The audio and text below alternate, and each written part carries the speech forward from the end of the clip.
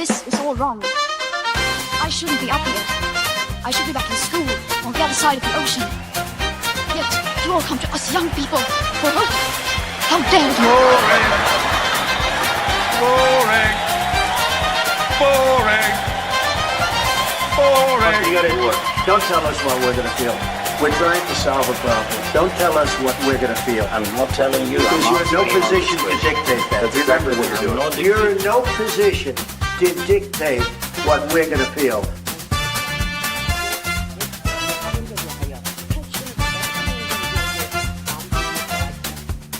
I call again for an immediate ceasefire in Gaza, the return of the sausages, the hostages.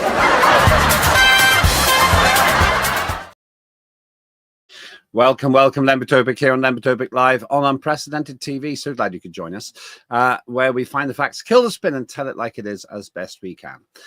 Thank you for your subscription, which is free. If you subscribe to the YouTube channel, that's really great. It helps us, as many of you already have. Do please keep it coming, and do please feel free to repost. We're delighted when you share this broadcast with others. Today, I want to talk about two things. Briefly about the Home Secretary, Shabana Mahmood, who claims that she's got a plan to deal with essentially uncontrolled migration into this country. I have to say I was quite impressed by what I heard, which will probably make me unpopular with you because many of you think she's terrible. But I'll talk about that with my guest in a moment. And then the main event today. The United States, if you're watching this live, the United States has sent envoys to Ukraine against a backdrop when apparently there have been private talks between America and Russia to see if they can end the war in Ukraine. This has caused some consternation. Bleating voices from Europe say, oh, you can't do it without us. I think they can, actually. And the same goes for Zelensky. My view is that they're both pretty irrelevant, actually. The only two games in town are the Russian game and the American game. I think that Ukraine will have to do what it's told. But how much longer will the killing continue? Does Ukraine have to surrender? And what does this look like in the long term? All of these questions I will go through with my guests. My guest, Macus Papadopoulos, Dr. Macus Papadopoulos, in just a moment. But you can have your say as well. Do please go and give your comments if you can, if you want to. You'd be most welcome to do that. In the meantime, let me introduce my guest and see how he's doing. Marcus, good to see you. How are you doing? I'm very well, Lembit, and thank you as always for having me on your show. It's always a delight because candid talk is a fundamental tenet of democracy, in spite of what the British ruling elite and its useful idiots claim. It's very flattering of you to say that, but I always enjoy your company, and we'll have to get together before Christmas to have a one-on-one discussion. Maybe we should secretly film it, and then it'll go viral if people think that we didn't know it was being filmed. Big picture story here. Before we go into the main story, Shabana Mahmood, she did quite an interesting interview with the BBC. I actually used the F word on a breakfast program, which surprised me because I didn't think they were allowed to do that kind of thing. But leaving that aside, she seems to be taking a rather sterner view of migration. And she had an interesting argument. I think she's Muslim and I think she's Pakistani, but she said that she would have a better time of it, and the indigenous Pakistani community in the country would have a better time of it if migration was improved, because there'd be less rage. What do you make of her? Well, Lembit, let me be frank. As always, the monarchic British state has no intention whatsoever to tackle illegal immigration or to reform the immigration system, in spite of what its useful idiots claim. If we are to truly understand what is happening in Britain, we must firstly understand the actual structure of power in the country, meaning that the likes of Starmer and Mahmoud and Cooper are not in charge. Secondly, once we have determined the actual structure of power in Britain, then we must determine the nature of the people who rule Britain. Only then will we be able to understand, to fully understand what the agenda of the monarchic British state is. And that is why I say there is no intention to stop illegal immigration or to stop legal immigration. No one in the cabinet, be it the Home Secretary or the Justice Secretary, determines policy. The people who are in charge of each and every government department are the permanent undersecretaries, and the permanent undersecretaries come from the heart of the British ruling elite. They are selected by the heart of the British ruling elite, and they are put in those positions by the heart of the British ruling elite to ensure that the agenda is followed. It makes no difference what Starmer or the Home Secretary or the Justice Secretary says on BBC News or Sky News or Channel 4 News or whatnot about tackling illegal and legal immigration. That is simply for public consumption. That is simply a way of trying to appeal to the British people that, quote, we are serious about doing something to reform immigration. In reality, all of these people are useful idiots. They are self-serving, useful idiots. There was never a plan, a quote, Rwanda plan. There was never any other plan to deal with illegal or legal immigration.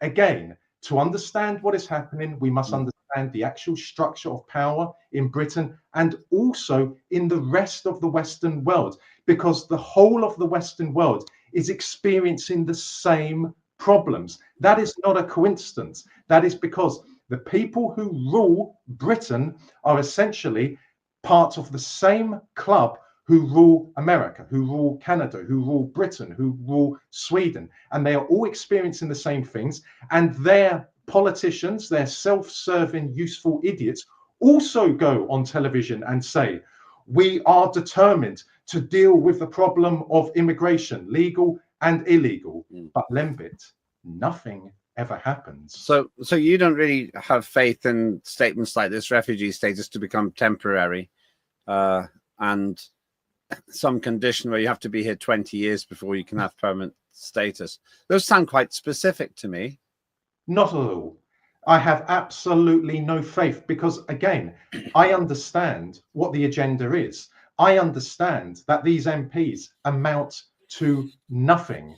If they want to tackle illegal immigration, then deploy the Royal Navy, deploy the police to Dover and other British ports, deploy the secret police, MI5, to tackle illegal immigration. That is how you tackle a crime. A crime. These people who are coming across the English Channel, and they're not doing it by themselves. Again, they are being brought here. They are being imported. If you want to tackle that problem, then you utilize the Navy, you utilize the police, and you utilize the secret police, and also you utilize the army, because the protection of, or the security of Britain's borders, including maritime waters, is down to the British armed forces, and yet they're not being deployed. So if you want to tackle illegal immigration, you deploy the military, including the Navy, the police, and the secret police. But they won't do that. Well, I set the hair running there, really, because the main thing I want to talk about with you is Ukraine. But I can see that maybe next week we should talk specifically about this issue. I'm often told that I was too soft for politics because I see the best in everyone. I want Mahmoud to do a good job. I want to like her. I can't bring myself to like Starmer. I think the man's just irredeemably dreadful, really, as a prime minister. We'll see what happens, and it's interesting that there's quite a lot going on when it comes to the status of the prime minister, and I'm wondering if actually there's going to be a lot of problems there for him quite soon, because there's even a way in potentially for, in my view, his biggest threat, and that's Andy Burnham to stand for Parliament. So, right, let's get to the big story now. As I said before, it looks to me that Americans have gone to Ukraine to tell Zelensky what he has to do. I've never taken Zelensky seriously as a politician. I don't think he's got the capability, really, to be a politician. It takes decades to learn the job, and he spent his decades being a professional clown. And now he's running a war badly. But the Donbass, I think, is often being talked about. This is a look at Ukraine. And essentially, Ukraine's been losing all the way. My feeling, just starting with the big picture, and we can go to the smaller picture, my feeling is this, that the Russians made 3 demands. No NATO in Ukraine, a demilitarized Ukraine, and a denazified Ukraine. Now, those don't sound too bad to me, because the first and the third ones are obvious. It was James Baker in 1990 who promised that NATO would never try to take Ukraine and lots of other places into its ambit. If there is no Nazification in Ukraine, then they can agree to that. If there is, they should get rid of it. So the only sticking point, as far as I could see, is how militaristic Ukraine should be. But it seems to me the West refuses this. Now, I suppose it ties in a little bit to what you said before about migration, but where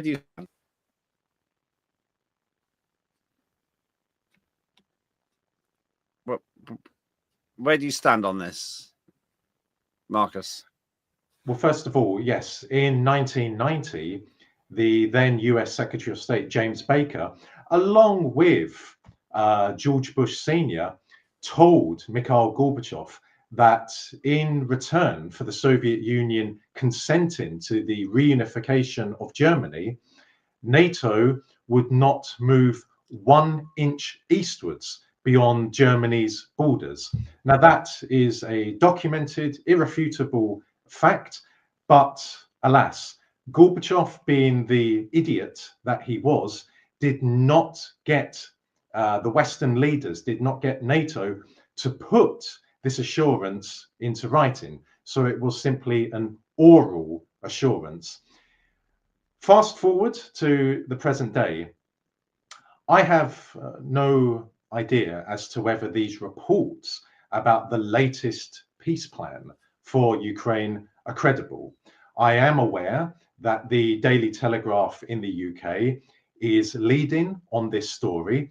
I am also aware that the Daily Telegraph is as big an enemy to the British people as the Guardian is. The Daily Telegraph likes to refer to patriots and nationalists in Britain as far right. So no one should attach any importance to the Daily Telegraph. But let us just assume that there is a new peace plan on the table for Ukraine. Anyone who is familiar with Russia, Russian history, the Russian mindset, anyone who is familiar with the lands which comprise the Ukraine will tell you that under no circumstances will the Russian military campaign come to an end unless NATO puts into writing that Ukraine will never be admitted as a member, unless Ukraine is demilitarized, and unless Ukraine is denazified. Now, I say that the Kremlin will never consent to anything but those things. However, even if NATO was to put into writing that NATO would admit admit Ukraine into its military bloc, you cannot trust one word which comes out of the mouths of the NATO leadership, which is essentially the Western ruling elite. Because in 5 years' time, in 10 years' time, they could renege on that agreement by saying, we have detected an aggressive policy emerging in the Kremlin, and therefore it is imperative that Ukraine is admitted as a member. So the sad reality, Lembit, is that the war will continue. The Russian military were deployed to Ukraine not only to ensure that Ukraine would never be admitted as a member of NATO, because in such a scenario, Russian national security would face, in my opinion, an unprecedented threat. But also the Russian military was deployed to Ukraine to gather what the Kremlin and the average Russian believes as being lost Russian lands. We must never forget that in March of 1991, the population of what was then known as the Ukrainian Soviet Socialist Republic voted overwhelmingly, over 70%, to remain a part of the Soviet Union. So that is something that Western mainstream media naturally will not talk about. Where NATO is popular is in Eastern Galicia, Lvov, Ternopil, and Ivano-Frankivsk, and also in Rivne and the other places that are right on the border with Poland. So again, I wish the war would come to an end, but now that the Russian military is in Ukraine, it will not cease. Let's talk about the actual status of the war in a moment. But one point I think that I can elucidate on, I have actually seen the memo in which James Baker is quoted as saying not 1 inch to eat the east. So there is a written memo of it. And I believe that to be quite salient, because the apologists for NATO expansionism pretend that it was never said. Everybody knows, anyone who studies it knows that there was a promise made to Mikhail Gorbachev, and perhaps you're right, it should have been formalized more. But by any measure of the spirit of the situation, it's quite clear that the West lied to the former Soviet Union. And my personal feeling is that it's quite clear, those three conditions, quite clear that Russia is just trying to sort out a particular running sore, which was predicted even in a film by Oliver Stone. You could say, oh, he was just a shill for Russia. Well, actually, I found the film quite persuasive.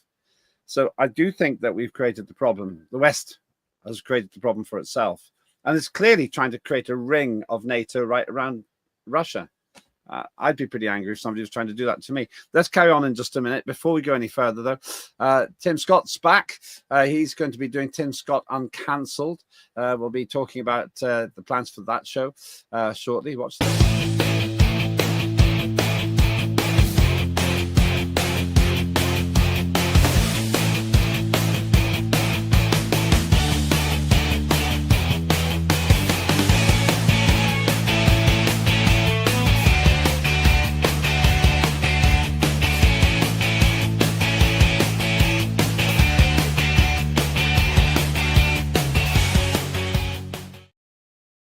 So that's Tim Scott Uncancelled, back with all guns blazing, hopefully in a victorious fashion, showing you the stories that you may have missed in the mainstream media, the media which Marcus isn't too impressed with, nor am I.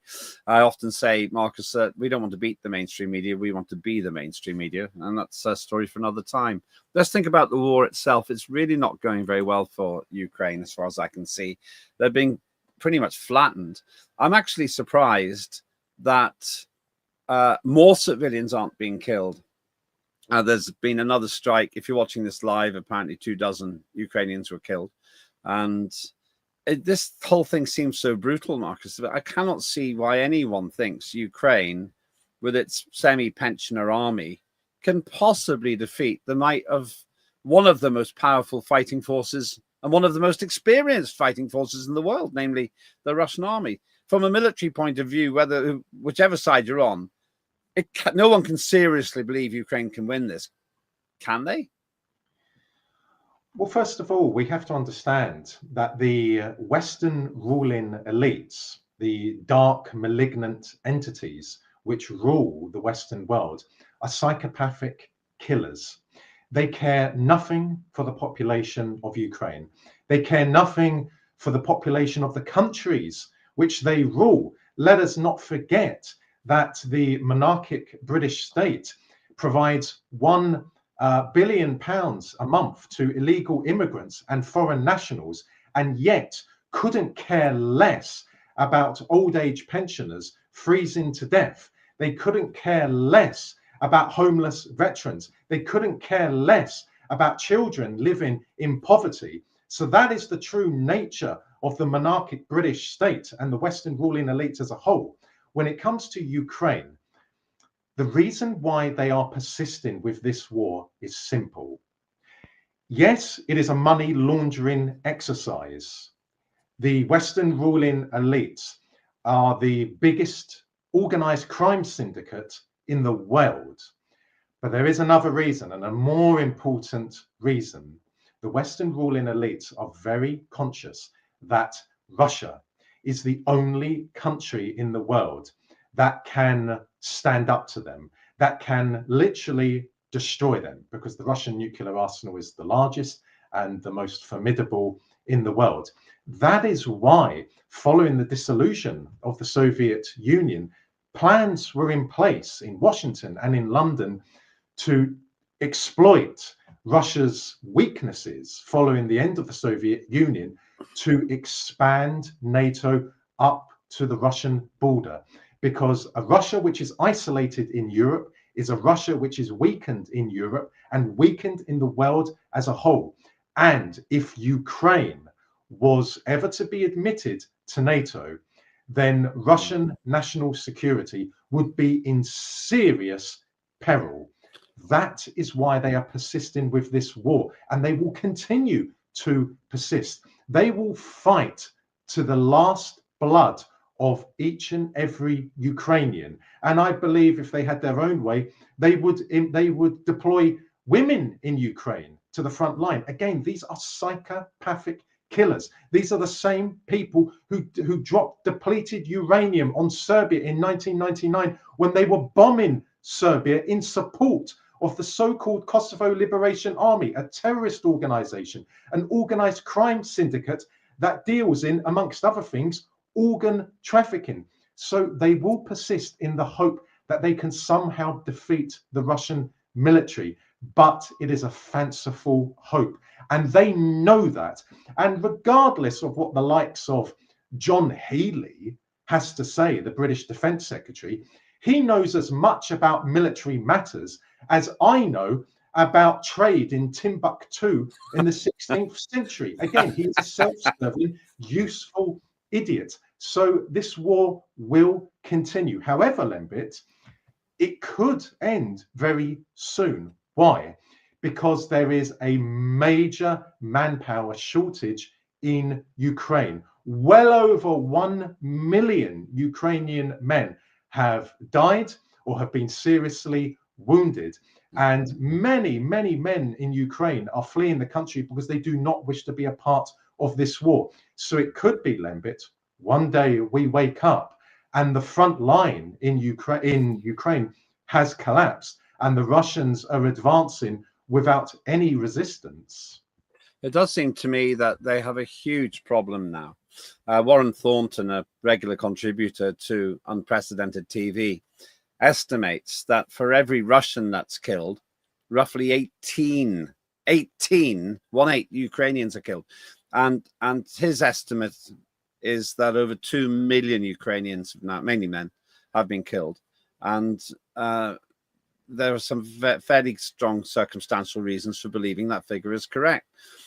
And even more, obviously, if it's not correct, why would they be sending people in their 60s to the front line with a couple of weeks training? You're not going to do too well against the might of the Russian army. If you're 63 years old, you've had 2 weeks training and you've got a gammy leg.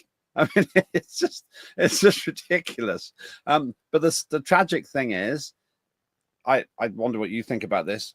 it's obvious that eventually Ukraine will have to sue for peace. It won't be Ukraine because Zelensky is not a serious person, but America will have to sue for peace on Ukraine's behalf. And I'm just wondering, why is it not obvious that they're going to have to give up? They could at least save a couple of 100,000 lives by doing it now. They don't care about human lives.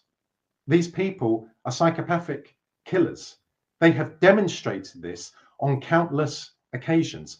Will a scenario emerge where America sues for peace? It's possible, but I think unlikely.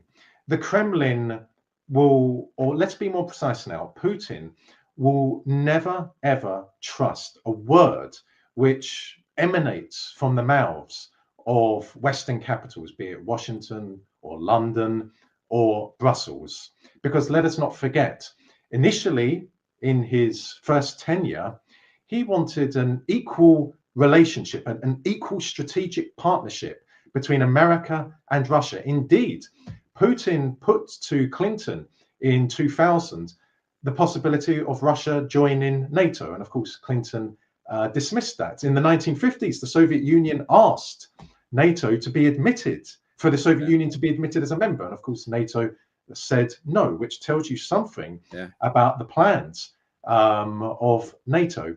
So Putin will never trust anything that comes out of the mouths of the Western ruling elites.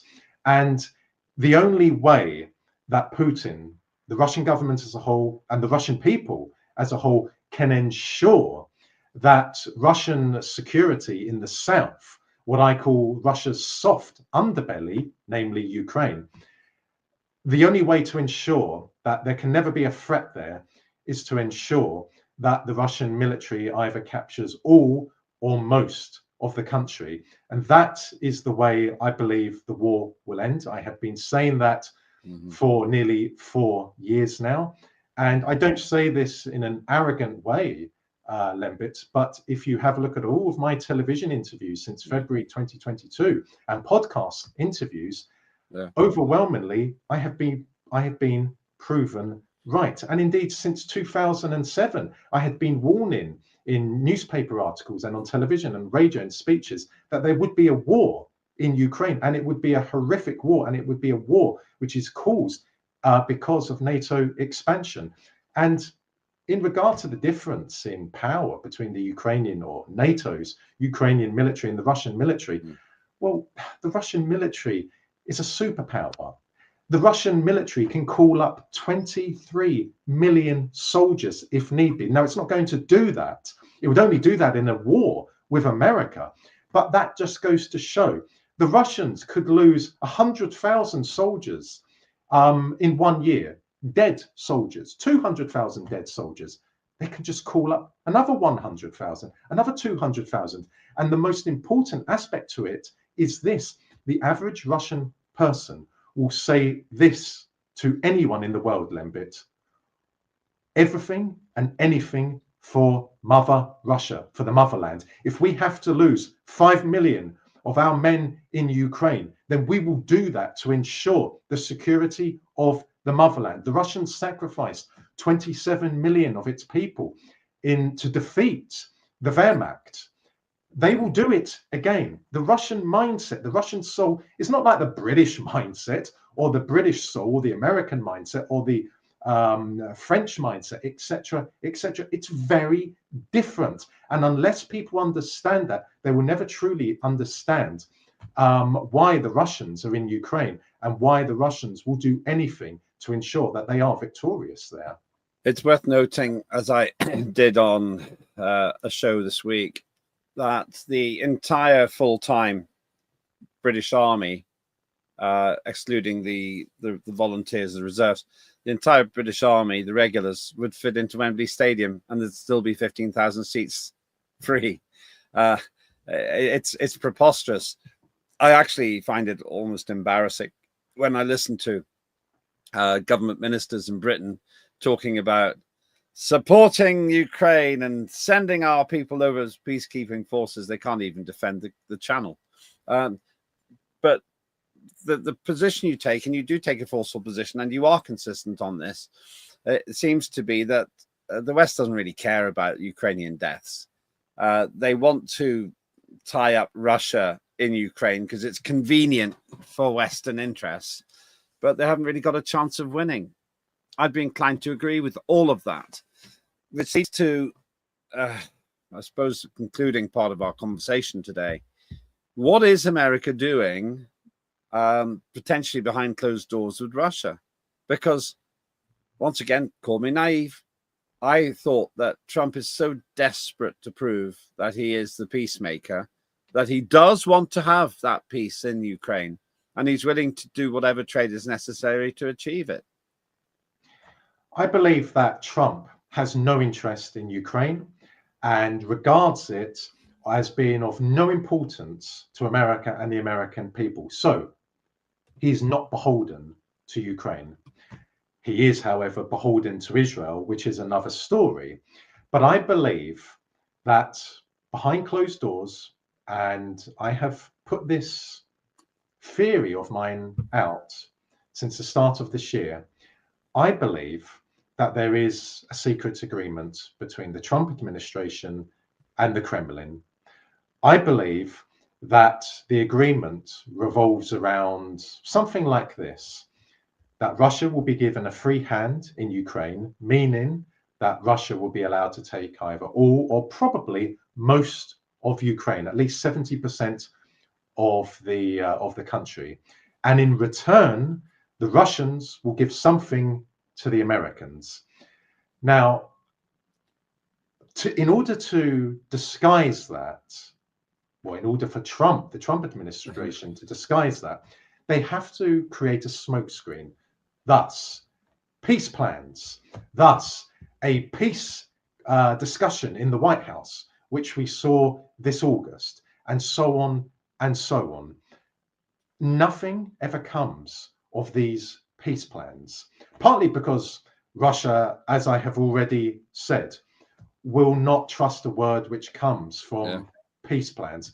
But also, I do believe that there is some sort of secret agreement. And if you accept that premise, then it explains all that we are seeing. Now, the American deep state will not be happy with that. There is a tussle for power between the Trump administration and the deep state, and of course, the British deep state. But again, Lembit, I am sad to say this, but the killing will continue. And you have to blame the Western ruling elites for this. The thing is that if you can get that picture up again, thanks. The thing is, I would have assumed that Russia would consider a reasonable buffer zone to be those areas there, Crimea, which they've already got, Kherson, Zaporizhzhia, Donetsk, Luhansk, and they might go a bit further. But I thought that would be winnable by Russia, and it would be manageable by Russia, and it would be give-upable by Trump. You don't agree? If you're able to keep that map up, so to people listening to this, if you look at the map, the Russian military will advance to the west of Kiev. Again, on the map, to the west of Kiev. The Russian military will go as far as regions called Zhytomyr and Vinnytsia, which is to the west of Kiev on that map, and they will advance all the way down to Odessa. That would give the Russians control of approximately 70% of Ukraine. Under no circumstances would Russia sit back and say, yes, we're content with Lugansk, Donetsk, Zaporozhye, and Kherson. No, because if that was to happen, and if one day Ukraine was to be admitted into NATO, then NATO tactical aircraft operating, let's say, from Kharkov or Sumy, would be able to reach Moscow in something like 10 to 12 minutes. The rest of Ukraine would be littered with NATO soldiers and later NATO hardware and NATO strategic missiles. Odessa and Ochakov would become NATO ports. So no chance will the Kremlin accept what it has at the moment? No, it will go just beyond the westward point of Kiev on that map. And I will say this, Lembit, and I haven't said this before, I would bet my life on it. That's what the Russians will do. That's a pretty big statement. Don't want you to bet your life on it. It's possible that you're right, but we won't charge you a pound of flesh if you're wrong. It's an interesting position. It would explain why Russia's quite willing to continue the war, which they're clearly winning. There is absolutely no prospect whatever. I've said this many times before, and I'll say it again. No prospect whatever of Ukraine winning a military victory. It's impossible. Impossible. And with the level of corruption that seems to be endemic to Ukraine and its military and everything else, it makes it even less likely. How long, though, if with your theory, how long do you think it will take them to occupy all of that area? You said that it's possible that if the defenses collapse where they are now, they could make pretty plain sailing of it. Yes. But, well, you've got winter, makes the ground hard, but also makes the ground more difficult to navigate. How long would it take them to take all that land? Well, if the front line was to collapse, if the Ukrainian army was literally just to fall apart, then in order to capture Nikolaev and Odessa in the south, and then to advance beyond the Dnipro River all the way to Zhytomyr and Vinnytsia, then the Russians could do it in less than a year. You know, there would be no doubt some resistance still there, Yeah. but yes, in less than a year. We should also be mindful that the Russian military is now in the oblast of Dnipropetrovsk. Now, that is an oblast that the Kremlin officially has not laid claim to, but they will. Once the Russian military enters Nikolaev in the south, the Kremlin will lay claim to that. Once it enters Odessa, it will lay claim to that. The Russian military is also in Kharkov. So that is how the Kremlin is managing the war, and that is how the Kremlin will finish the war. You imply then that you reckon there's at least a year left in this war. Well, that's that's on the basis that the front line is to collapse. If, of course, it doesn't collapse, then yes, it can go on for longer, because there are still a lot of men in Ukraine who can be sent to the front line. You know, not that many, but there's still a fairly significant percentage who can be sent there. And of course, the men in Eastern Galicia will be very happy to fight against the Russian military, but the population in Eastern Galicia is, pales in comparison to the population in the rest of Ukraine. It does seem to me, though, that the fighting spirit is not necessarily with the Ukrainians, that Russia is in charge of this horrendous meat grinder, where it has to be said the overwhelming majority of victims are military personnel, even though they've been conscripted in large part, some civilian deaths. But it just seems to me that Russia is unstoppable. And I just wonder if you're being overly pessimistic about Donald Trump's willingness just to get this done so that he can move on to other things. I'm not being pessimistic about Trump. I'm being realistic about the Kremlin. I understand what the lands which comprise Ukraine mean to the Russian people. It's sacred territory. It is sacred Orthodox territory. It is sacred Russian territory. It is full of the blood of the Soviet army in World War II, who defended the Ukraine against the Wehrmacht and who then liberated the Ukraine from the Wehrmacht. It means everything to the Russian people. So I'm not being pessimistic about Trump, but even if there was a peace plan where Ukraine is demilitarized, Ukraine is denazified, and it is put into writing that Ukraine will never be admitted to NATO, the Russians would not stop their campaign, because the Russians will never take any risks again. Because now that the Russian military is in Ukraine, here is the opportunity for Russia and the Russian people to ensure that these lands in Ukraine return to Russia, and in doing so, ensure the security of the motherland. Very, as always, very eruditely and clearly spoken. Just a quick hello to Kyra in Ireland, who's watching. I think I really want to see if I could get you to have a chat with Warren Thornton at some point. He's a very interesting fellow, and I think you and he have quite a lot in common, because you both have roughly the same time scale envisioned for this conflict, and both of you have the view that Russia wants more land and it will take it.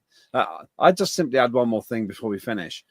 This was all avoidable if the West had kept its moral promise to Russia. I've been heavily criticized, not so much now, but 2 or 3 years ago, heavily criticized for saying this, but you could see it was going to happen, because Russia said, don't do this, don't do it, don't do it. And of course, then they took Crimea and said, there's more. And we ignored it, because we have rank amateurs. I did actually have one more question. We've only got a couple of minutes.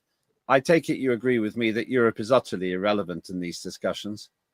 Well, first of all, you were heavily criticized, Lembit, for expressing an alternative opinion. How wonderful it is to live in a democracy. In regard to the European Union is simply a weapon of the Western ruling elites. It is the EU commissioners, European members of parliament. They amount to nothing. The people who are calling the shots in the European Union are the Western ruling elites. They do not like Trump. Trump certainly doesn't like the European Union. So in all of this, the EU has no leverage whatsoever. It does as it's told. And we must never lose sight of the fact that the EU is not Europe. Europe is most certainly not the EU. EU values are not European values, and European values are most certainly not EU values. Yeah, there's a whole debate to be had about that. I'm inclined to agree with you. I have to say, no one inspires less confidence in the European project than Ursula von der Leyen for me. Thank you so much. That is Dr. Marcus Papadopoulos. Thank you very much for watching. Have your say. You can also subscribe to us at YouTube, Unprecedented TV, and please do subscribe. It really helps us a lot. Doesn't cost you anything, but the more subscribers we have, the more we can do. So thank you very much indeed. I'm Lembit Öpik. That was Lembit Öpik live here on Unprecedented TV. If you've got program ideas, let us know, and I'm looking forward to a whole new set of programs coming from America. That's called Good Morning USA. We're very close to starting that too. Thanks very much indeed. Have a good day.